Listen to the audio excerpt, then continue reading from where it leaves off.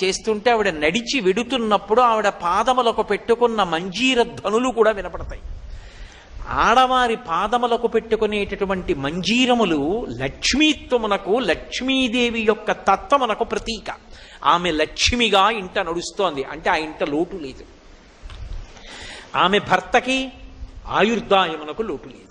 ఆ ఇల్లు సర్వసౌభాగ్యాలతో విలసిల్లుతుంది. ఇది కదా శివుడు చెప్పాడు, సర్వసంపత్కరం శీఘ్రం పుత్రపౌత్ర ప్రవర్ధనం వ్రతానాముత్తమం నామ సర్వసౌభాగ్యదాయకం అని కదూ పరమశివుడు చెప్పింది.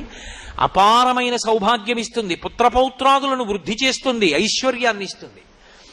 ఒక ఆడది ఒక కుటుంబాన్నంతటినీ ఎలా వృద్ధిలోకి తీసుకురాగలదో చెప్పగలిగిన వ్రతం.